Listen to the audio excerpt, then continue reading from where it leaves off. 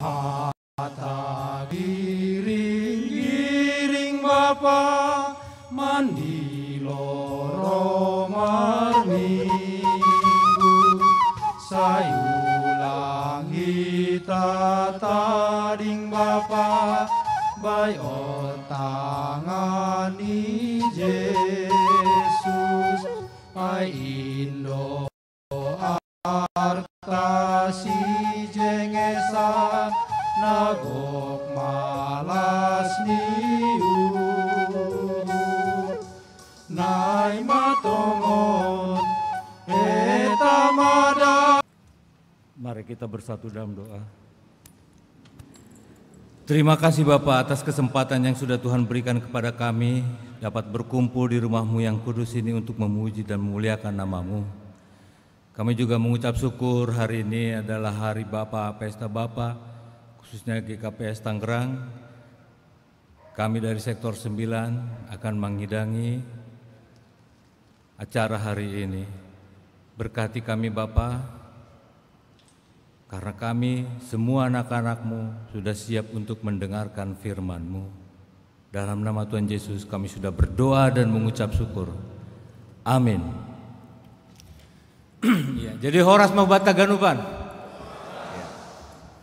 Selamat hari Bapa Mak Bani Ita Ganup alani sadarion panorang ni Imam Bani Hita GKPS Tangerang melaksanakan pesta hari Bapa. Dan jadi sonarion pe malah suhur nami alani sektor sia sonari namang ngidangi.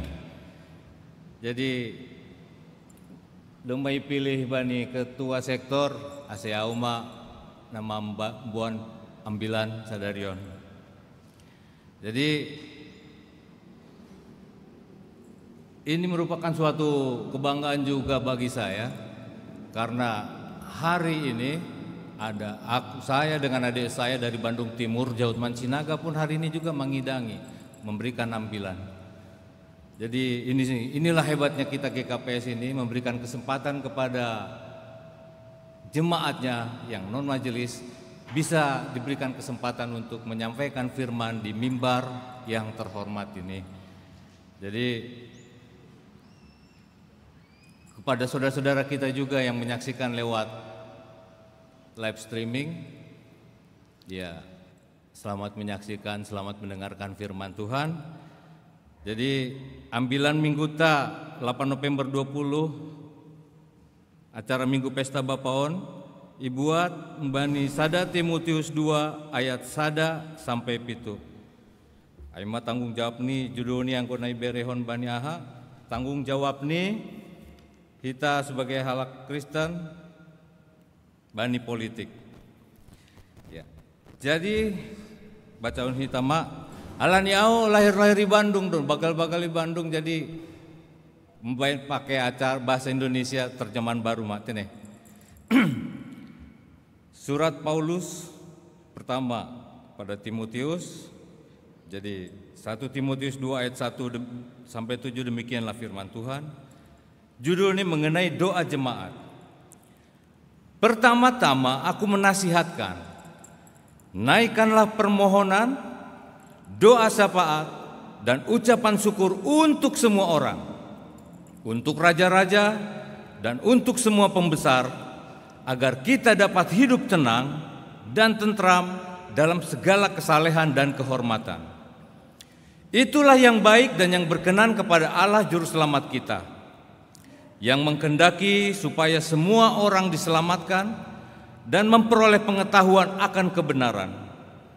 Karena Allah itu Esa dan Esa pula Dia yang menjadi pengantara antara Allah dan manusia, yaitu manusia Kristus Yesus, yang telah menyerahkan dirinya sebagai tebusan bagi semua manusia.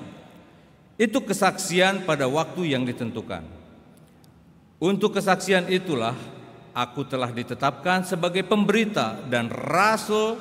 Yang kukatakan ini benar, aku tidak berdusta, dan sebagai pengajar orang-orang bukan Yahudi dalam iman dan kebenaran. Demikianlah firman Tuhan. Jadi sebelum saya masuk ke dalam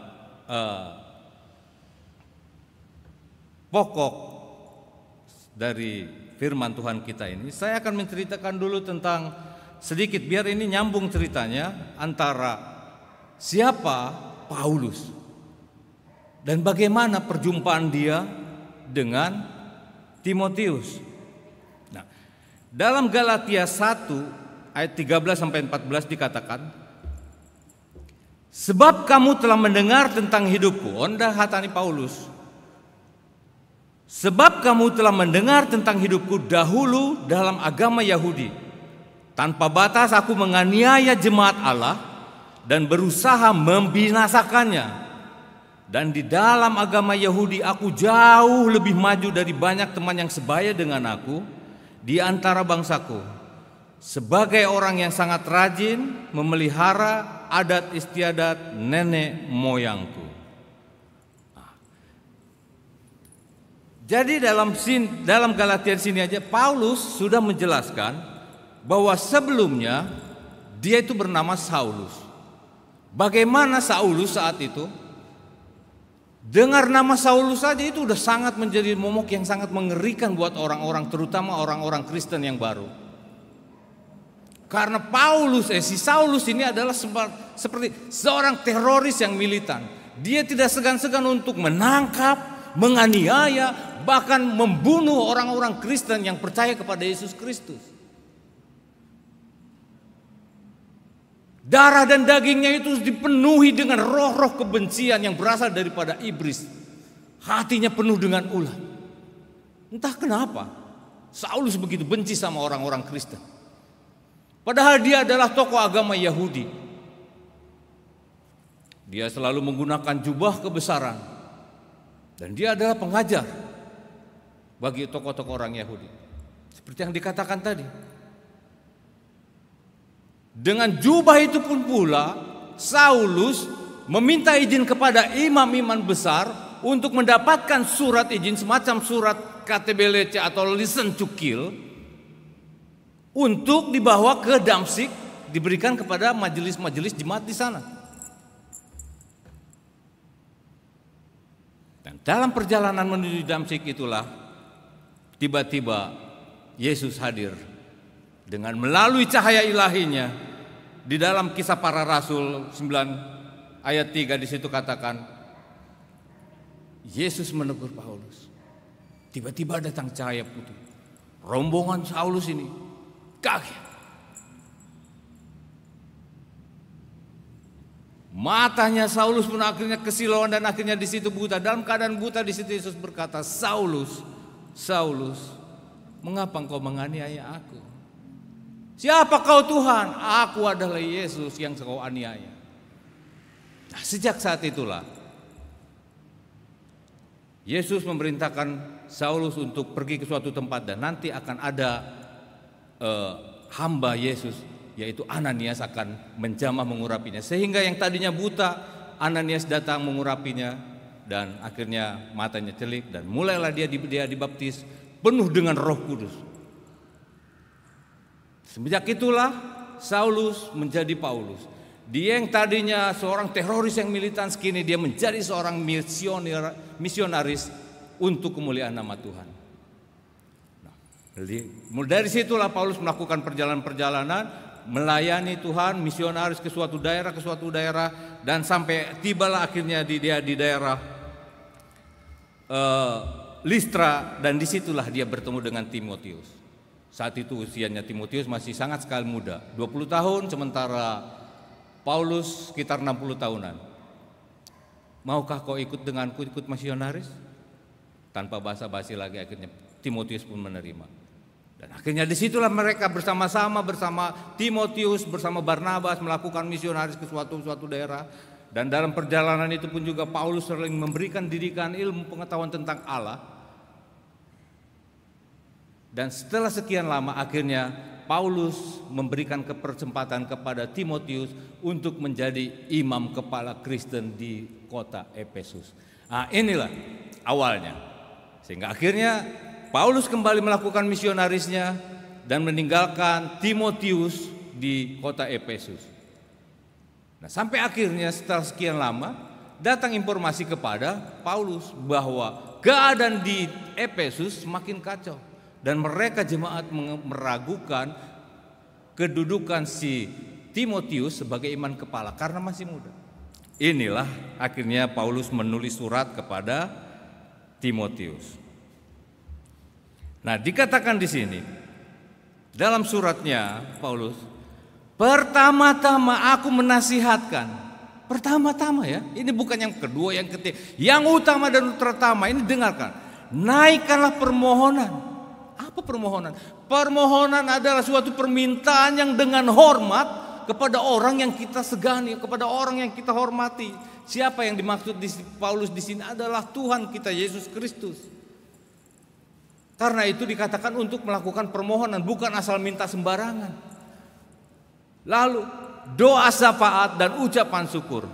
Ini enak sekali. Ini perlu kita ulas. Doa syafaat. Jadi sebetulnya di sini adalah tentang doa. Apa itu doa? Doa adalah suatu hak istimewa yang diberikan Allah kepada kita manusia untuk bisa melakukan komunikasi dengan lewat doa, permintaan kepada Allah. Sekali lagi saya katakan, apa itu doa? Doa adalah hak istimewa yang diberikan Allah Bapa kita, pemilik dunia ini, pencipta langit dan bumi ini, yang diberikan kepada kita manusia untuk melakukan komunikasi. Sementara kalau kita mau komunikasi dengan para pejabat, sulitnya minta ampun. Harus melewati prosedur ini, prosedur itu, ke sini, ke situ. Itu pun belum tentu diterima. Tetapi Allah ini memberikan hak istimewa kepada kita. Apakah kita memanfaatkan itu?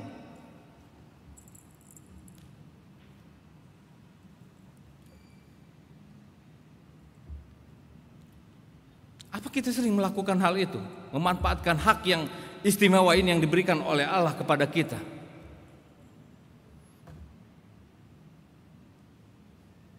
Dan di sini dikatakan juga tentang doa syafaat. Kenapa doa itu begitu sangat penting bagi Paulus dikatakan di sini? Karena doa memiliki kuasa. Karena doa memiliki sesuatu hal yang sangat-sangat luar biasa, suatu hal yang tidak mungkin dengan doa itu bisa mungkin. Dan besar mujizatnya, besar kuasanya. Doa. Saya jadi teringat saat saya sekolah minggu. Guru sekolah minggu pernah cerita tentang kuasa dari doa. Ada seorang anak kecil wanita berusia 5 tahun. Ini zaman dulu ya. Sedang bermain di halaman pekarangan rumahnya. Nah, bersama teman-teman yang lain, teman-temannya ada yang bermain karet lah yang wanita, ada yang main congklak, sementara yang perempuan adalah yang laki-laki ada yang main pedang-pedangan atau main gundu. Nah, suatu ketika tiba-tiba ada segerombolan kerbau. Nah, ini karena ceritanya di kampung, rata-rata pertanian. Horbo tiba-tiba keluar dari kandang dan itu seperti ketakutan, entah dikejar oleh baliang atau aha. Saya lari ketakutan dan mengarah ke tempat anak-anak bermain ini. Sebagian anak-anak yang menyadari hal ini menyelamatkan diri. Ada yang naik ke pohon, ada yang lompat pagar. Sementara si anak kecil ini sedang asik bermain tanah di depan rumahnya itu karena jalanan dulu itu belum ada aspal, jadi masih tanah. Tiba-tiba dia menyadari karena ada teriakan. Tapi waktunya sudah mepet. Begitu melihat keadaan itu, apa yang terjadi? Gemetar, dengkulnya pun lemas. Jangankan untuk kabur, untuk berdiri aja dia sulit. Tapi apa yang dia lakukan? Dia sering dengar di sekolah minggu dengan di rumah. Tiba-tiba dia bersujud. Dia berdoa. Apa kata doanya? Tuhan Yesus, sambil gemetar denda, Tuhan Yesus, berkati makanan dan minuman yang di hadapan saya. Terima kasih Tuhan Yesus, dalam namamu kami sudah berdoa. Amin. Kami protes sama guru sekolah minggu. Kakak, Kenapa doa anak ini hanya, padahal dia maut sudah di depan mata, kenapa dia berdoa tentang makanan dan minuman? Anak ini sudah gugup, tidak bisa lagi berkata-kata. Tapi apa kata kakak itu? Saat dia berdoa, doa itu penuh kuasa, penuh mujizat. Gerombolan kerbau itu tiba-tiba melewati anak itu dan berbaris 2 banjar, dan setelah melewati kembali lagi. Artinya Tuhan tidak melihat rangkaian kata-kata. Tuhan tidak melihat suatu kata-kata indah yang mendayu-dayu, yang bergelombang. Tetapi Tuhan melihat hati. Tuhan tidak melihat kata-kata. Kesungguhan dari anak ini, dia sungguh-sungguh mengandalkan Tuhan. Saat maut di depan dia, dia tetap mengandalkan kekuatan Tuhan. Tuhan tahu apa yang dia maksud walaupun kata-katanya salah. Jadi doa, makanya Paulus menekankan, jangan lupa doa yang utama. Martin Luther King, tokoh reformasi Protestan, juga pernah berkatakan, to be a Christian without a prayer is no more possible than to be alive without breathing. Untuk menjadi seorang Kristen itu tanpa doa adalah mustahil. Sama halnya seperti kita hidup tanpa bernafas. Jadi doa adalah nafas kehidupan kita. Dalam setiap tarikan nafas kita, di situ ada doa. Itu yang dimau Paulus. Karena besar sekali kuasanya doa itu. Lalu dikatakan lagi syafaat. Mari kita selidiki satu lagi tentang syafaat. Siapa yang tahu tentang arti syafaat yang sebenarnya? Oh, mendoakan ini, mendoakan itu. Syafaat adalah saat kita duduk bersujud kepada Allah dan kita memposisikan diri kita sebagai orang lain. Sekali lagi, syafaat adalah kita berdoa kepada Tuhan dengan sujud, dengan sungguh meminta-minta, dan kita memposisikan diri kita itu sebagai orang lain. Jadi kita tidak mendoakan diri kita sendiri. Itu doa saat doa, itulah doa syafaat. Dikatakan Paulus, kita harus mendoakan sesama kita, saudara-saudara kita. Tuhan Yesus saja kerjanya selama dia ada di dunia itu kerjanya doa syafaat, doa syafaat. Dia mendoakan orang-orang yang sakit, yang tadinya pincang, yang lumpuh, yang buta, bahkan yang mati pun sekalipun dia bisa bangkitkan. Pernah Yesus sekali berdoa untuk dirinya sendiri. Di mana? Saat di Getsemani. Di situ manusia Yesus Kristus itu sedang ketakutan. Dia tahu apa yang akan terjadi di depan. Dia tahu apa penderitaan yang harus dia hadapi di depan. Dia nggak sanggup sampai dia katakan, Bapa, angkatlah cawan ini daripadaku. Tapi jika kau berkenan, kehendakmu yang jadi, bukan kehendakku. Disitulah Yesus pernah mendoakan dirinya sendiri karena dia memiliki rasa ketakutan sampai kegetirannya itu aja keringatnya mengeluarkan darah. Padahal hanya gara-gara untuk menebus dosa kita, saudara dan saya, kita semua yang ada di rumah. Yesus harus menanggung itu semua. Apa didengar oleh Allah? Nehi si merekehete, kuci-kuci hotahi. Tidak. Karena harus terjadi hal seperti itu. Padahal Yesus adalah anak Allah satu-satunya. Tetapi saat dia berdoa kepada Allah itu pun tidak dia dengar, Allah tidak dengar. Yesus protes? Tidak. Yesus berontak? Tidak. Yesus mengajarkan kepada kita tentang kesetiaan. Yesus tetap setia menjalani ini semua. Walaupun sebetulnya dia bisa, tetapi Yesus tidak melakukan pemberontakan. Inilah yang dimaksud dengan tema kita saat ini tentang bagaimana orang Kristen berpolitik. Sama seperti halnya kita. Banyak orang dalam ini sudah tidak terpilih, akhirnya tidak mau lagi berdoa, tidak mau lagi datang ke gereja. Kita punya hak politik, kita berikan suara-suara kita, tapi suara-suara yang politik sebagai orang Kristen. PHMJ kita sudah terpilih, kita dukung semua program-programnya. Kalau ada yang tidak sesuai, ya kita sampaikan secara hormat. Tidak perlu berontak, apalagi melakukan kudeta untuk menjatuhkan dalam kenegaraan suatu apapun juga demikian. Bukan itu yang dimintakan oleh Allah. Kita tetap harus setia. Itulah tentang syafaat. Lalu dikatakan lagi di sini, dan ucapan syukur untuk semua orang. Apa kita sering mengucap syukur walaupun kita dalam keadaan susah? Apakah kita selalu mengucap syukur walaupun kita dalam keadaan sakit? Jangan kita hanya mengucap syukur saat kita mendapatkan berkat rezeki yang berlimpah, baru kita mengucap syukur, baru kita ingat Tuhan, baru kita berdoa. Ini yang dikatakan, ditegaskan oleh Paulus. Bersyukur, tetap bersyukur. Bagaimana kita membandingkan dengan orang-orang di luar sana yang kelaparan? Bagaimana dengan orang yang sakit sementara kita saat ini masih bisa berkumpul di rumah ini, di rumah Tuhan ini untuk beribadah? Kenapa doa-doa kita nggak pernah didengarkan? Karena kita tidak pernah menyampaikan ucapan syukur kita kepada Tuhan. Kita tahu bahwa Tuhan kita adalah orang yang cemburu, Allah yang cemburu, Allah yang ingin dipuji, dimuliakan namanya karena Dia sudah melakukan semuanya untuk kita. Tetapi kita tidak pernah mengucap syukur. Kita hanya bisanya selalu menuntut, bersungut-sungut, marah-marah. Saya tidak mau lagi datang ke gereja karena permintaan saya tidak terkabulkan oleh Tuhan. Bukan itu. Allah mau kita tetap mengucap syukur dalam segala hal. Untuk siapa? Untuk semua orang, untuk raja-raja, dan untuk semua pembesar, agar kita dapat hidup tenang dan tentram dalam segala kesalehan dan kehormatan. Paulus paham benar apa yang terjadi. Paulus itu tahu betul bagaimana raja-raja saat itu, pembesar-pembesar, karena dia pun juga saat menjadi Saulus, dia bergaul dengan mereka.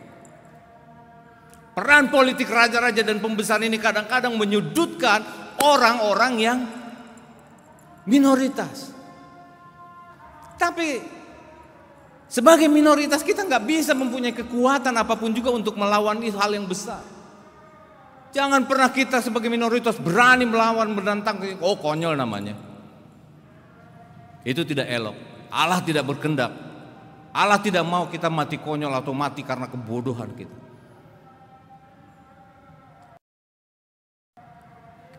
Apapun juga kita dipersulit, ini pun dipersulit, ya sudah, nggak bisa kita melawan. Inilah sikap politik kita.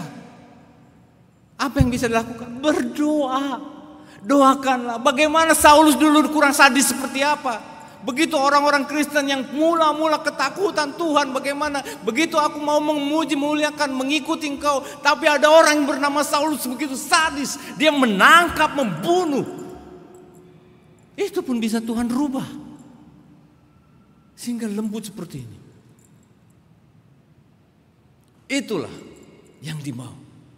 Berdoa, mengucap syukur, doa syafaat. Jangan mementingkan diri sendiri. Doa syafaat itu memposisikan diri kita untuk menjadi orang lain. Biar kita tahu bagaimana kita rasa laparnya anak itu. Biar kita tahu bagaimana rasanya dinginnya malam saat hujan tidak punya rumah.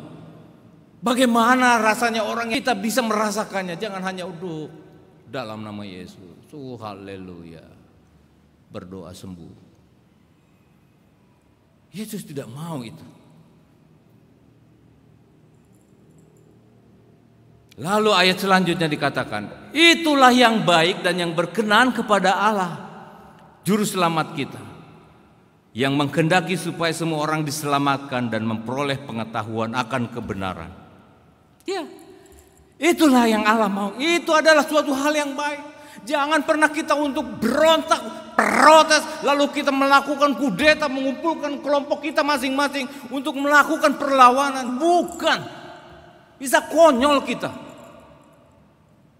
Allah mau hanya kedamaian, damai sejahtera. Biar kita merasakan damai dalam kehidupan kita, kesalehan, dan kita pun juga sebagai orang Kristen mendapatkan kehormatan yang berasal dari Allah. Itu yang Allah mau. Karena itulah yang baik dan yang berkenan. Kenapa? Karena sekalipun raja-raja itu jahat, pemimpin-pemimpin itu jahatnya luar biasa kepada kita, mereka semua adalah anak-anak Allah. Allah ingin semua anak-anaknya itu kelak itu selamat dan kita berkumpul di surga untuk memuliakan nama Tuhan. Suatu kedukaan bagi Allah jika melihat anak-anaknya itu jatuh dalam dosa. Allah tidak mau itu. Makanya kita doakan satu persatu. Kita doakan PHMJ kita, pemimpin kita, biar kita jemaat di sini bisa semakin diberkati, bisa makin melayani. Walaupun ini bukan pilihan kita, ini bukan kelompok saya. Tetapi jika sudah dapat, sudah diberkati oleh Allah, ini adalah orang-orang yang sudah dipilih oleh Allah. Wajib hukumnya bagi kita untuk mendukungnya. Program-programnya kita dukung.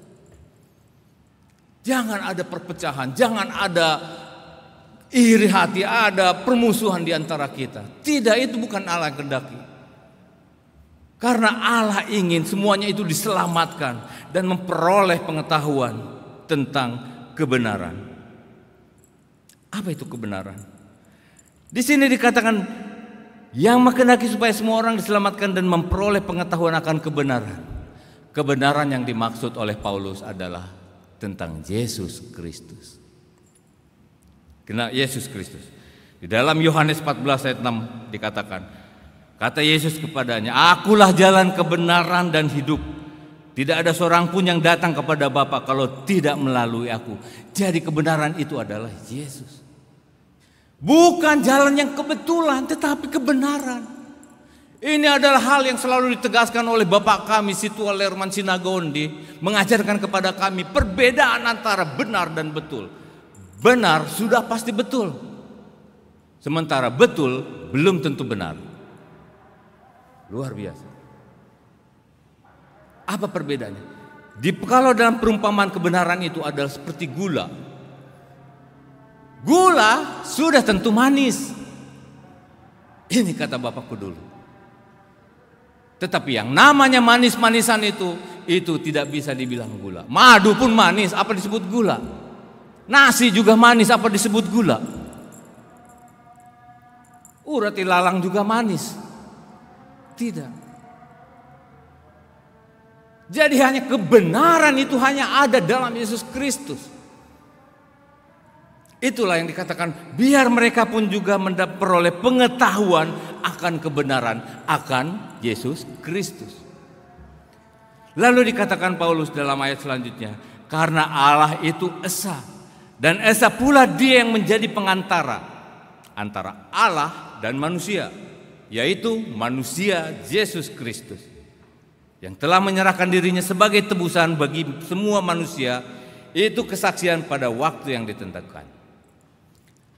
Allah itu esa. Titik. Paulus menegaskan di sini, Allah itu esa, tidak ada lagi Allah-Allah lain. Walaupun pada saat itu banyak Allah-Allah yang lain, berhala-berhala lain, Baal-Baal lain. Banyak nabi-nabi palsu mengajarkan hal-hal itu kepada orang-orang yang lain. Tidak ada lagi Allah, hanya satu Allah. Dan esa pula dia yang menjadi pengantara antara Allah dan manusia, yaitu manusia Kristus Yesus. Saat Yesus ada di bumi, Yesus menjadi pengantara antara manusia dengan Allah. Itu yang dikatakan oleh maksud oleh Paulus.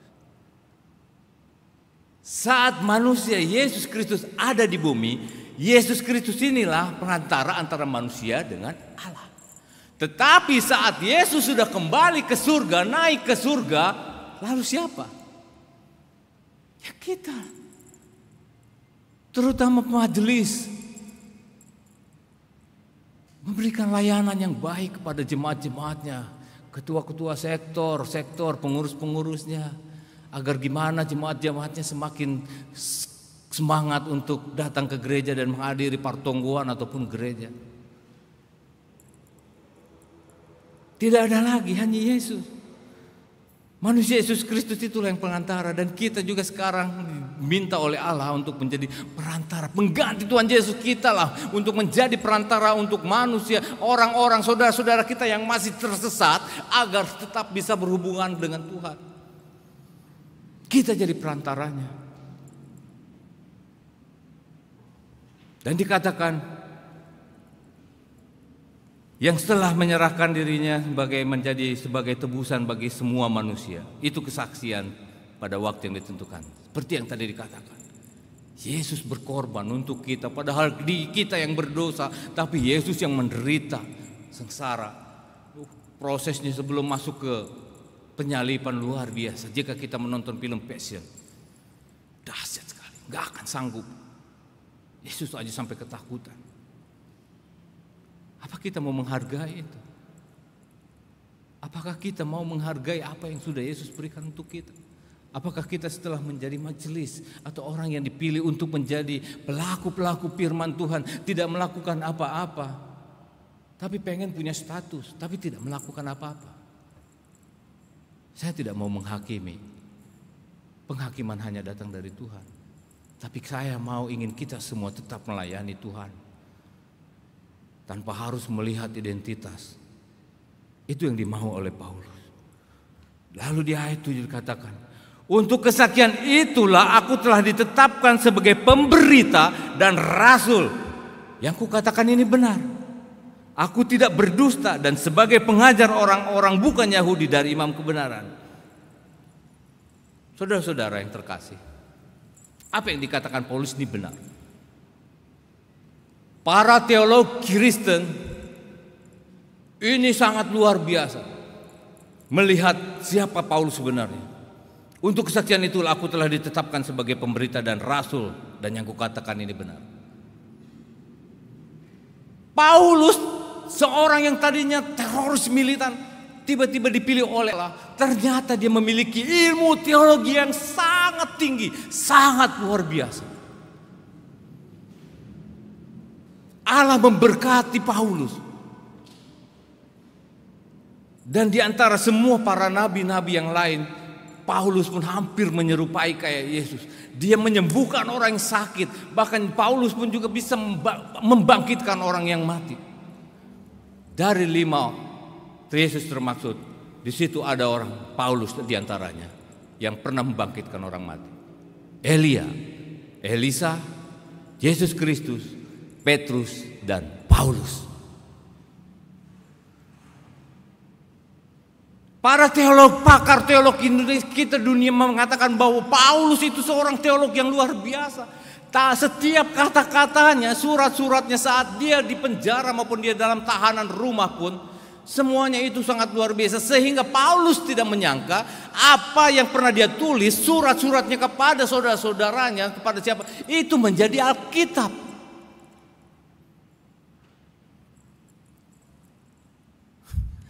Paulus tidak nyangka. Padahal dia menulisnya itu hanya di dalam penjara, saudara-saudara. Dia yang tadinya di pemburu malah semakin menjadi orang yang diburu. Dia pun terancam hukum hidupnya sejak dia mengikut Kristus. Jadi kesaksianku ini ditetapkan pemberita dan rasulku, katakan ini benar. Aku tidak berdusta dan sebagai pengajar orang-orang bukan Yahudi dan iman kebenaran. Ya. Paulus rela ikut Yesus. Dia siap meninggalkan kebanggaannya saat itu. Malah sekarang tadinya dia pemburu, malah dia yang jadi diburu. Kehidupannya dia pun malah yang dikejar-kejar. Nyawanya juga terancam. Tetapi dia tetap setia. Itulah yang dikatakan Paulus. Karena Paulus memahami betul apa yang dialami oleh Timotius. Sehingga dia menegaskan kata-kata seperti ini. Karena ini pengalaman dia. Dan dia memberikan kesaksian, tidak hanya bukti-bukti, hanya omongan kosong doang. Paulus memberikan bukti, aku bersaksi, aku benar apa yang kukatakan, aku adalah rasul. Tidak banyak orang yang banyak bisa dipilih oleh Allah untuk dapat melakukan hal-hal yang luar biasa seperti Paulus. Jadi saudara-saudara sekalian, dari hasil 1 Timotius 2:1-7 ini, Allah mau menginginkan kita agar kita tetap selalu berdoa, memanfaatkan suatu hak istimewa yang dari Allah untuk kita. Jangan sia-siakan, jangan sia-siakan. Karena antara kita dengan Allah itu saat kita melakukan doa itu jarak itu hanya sejauh doa. Berseru memanggil namanya, berdoa dia akan segera menghampiri dirimu. Percaya dia tak jauh darimu, dia hanya sejauh doa. Luar biasa. Yesus tidak jauh di antara kita. Jika kita melakukan doa, Allah hadir di tengah-tengah kita, Allah hadir di hati kita. Tapi Allah juga menginginkan kita itu telah melakukan doa syafaat, menjadikan diri kita menjadi orang lain, agar kita selalu mendoakan kondisi orang lain. Saudara-saudara kita jangan hanya mementingkan diri sendiri. Mengucap syukur, jangan lupa terus mengucap syukur, agar doa-doa kita ini, permohonan kita ini kepada Tuhan didengar oleh Tuhan dan dikabulkan. Tidak hanya selalu bersungut-sungut, tidak hanya selalu marah-marah. Allah mau kita tetap setia. Allah mau tetap kita melayani Dia. Karena setelah Yesus naik ke surga, Allah mau kita yang menjadi perantara bagi kita semua manusia. Haleluya. Amin. Mari kita berdoa. Sungguh luar biasa firman-Mu kepada kami pada hari ini, siang hari ini Tuhan Bapa. Kami mengucap syukur. Biarlah setiap firman yang tertabur untuk kami itu menjadi rema dalam kehidupan kami. Biarlah kami bisa menjadi seorang pendoa yang benar sesuai dengan kehendak-Mu. Kami tidak hanya berdoa untuk diri kami sendiri. Kami tidak hanya untuk berdoa untuk mementingkan kelompok kami, keluarga kami. Tapi kami juga mau berdoa menjadikan diri kami, menjadikan posisi kami sebagai orang lain yang merasakan duka cita yang luar biasa, yang sedang sakit. Terima kasih Bapa. Ajar kami selalu untuk setia akan Engkau. Jangan biarkan kami jatuh Bapa. Jangan biarkan kesombongan menghantui kami. Jangan biarkan keangkuhan selalu menguasai kehidupan kami. Kami hanya mengandalkan kepada-Mu saja Bapa. Kami selalu teringat kepada semua saudara-saudara kami. Kami juga mau berdoa untuk saudara-saudara kami juga Bapak pada kesempatan hari ini. Untuk pimpinan majelis kami, PHMJ kami, semua ketua sektor, pengurus-pengurus, jemaat khususnya di GKPS Tangerang. Berkati kami semua Tuhan, berkati kami satu persatu dalam pelayanannya, dalam rumah tangga kami, dalam kesibukan kami sehari-hari. Agar apa yang kami lakukan semuanya itu hanya untuk kami kembalikan untuk kemuliaan nama Tuhan saja. Kami teringat akan saudara-saudara kami yang saat ini juga sedang terbaring lemah, khususnya orang tua kami Nang LPC, Nang Situa, Boru Situmora. Tuhan, semasa hidupnya dia selalu menjadi berkat. Dia selalu membawa berkat bagi saudara kami semua dalam puji-pujiannya untuk kemuliaan nama Tuhan. Namun kini dia sekarang sedang terbaring sakit. Tuhan berkati inang kami ini. Berkati Bapa. Biarlah hanya Bapa saja yang menjamah mengurapinya. Berkati semua obat-obat yang dokter berikan sehingga dia dapat kembali sehat dan dapat kembali untuk mengucapkan syukur atas kebaikan Tuhan dan nama Tuhan kembali dipermuliakan. Kepada saudara-saudara kami juga yang mengalami sakit dimanapun juga yang sedang menghadapi COVID Bapak, Tuhan kiranya juga berkati mereka bagaimana mereka sedang berjuang dalam setiap tarikan napas mereka. Bagaimana virus begitu sangat kejam sekali Bapak. Berkati saudara-saudara kami juga Bapak. Berkati juga yang lain saudara-saudara kami yang sekarang sedang lemah, yang sedang jatuh. Tuhan bangkitkan mereka kembali. Tuhan angkat. Tuhan berikan kekuatan yang berasal daripada Tuhan. Kami juga teringat akan panogolan kami Rista Borussia Loho yang saat ini juga sedang dirujuk ke rumah sakit untuk melahirkan secara sesar. Berkati mereka Bapak, berkati ibu dan anaknya agar mereka dapat kembali, agar mereka dapat anaknya lahir dengan sehat dan ibunya pun sehat. Kami berdoa untuk semua jemaat-Mu Bapa. Bagi yang lemah Tuhan kuatkan, bagi yang sakit Tuhan sembuhkan. Kami yakin dan percaya akan kuasa-Mu. Kami melalui doa ini kami sepakat Bapa, karena kami tahu doa memiliki kekuatan yang sangat luar biasa. Kuasa doa sangat luar biasa. Karena itu kami bersatu hati Bapa. Kami yakin dan percaya dalam nama Yesus bahwa Tuhan akan mengabulkan doa kami lewat permohonan doa kami. Yang sakit Tuhan sembuhkan, yang lemah Tuhan kuatkan, yang terjatuh Tuhan angkat kembali. Karena Tuhan selalu setia kepada kami. Tuhan selalu memperhatikan kami. Kami selalu pegang janji teguh firman-Mu. Kami selalu pegang janji-janji-Mu itu apa? Seperti halnya janji-Mu, firman-Mu saat di kayu salib. Tuhan katakan bahwa semua sudah selesai. Terpuji nama Tuhan Yesus. Amin.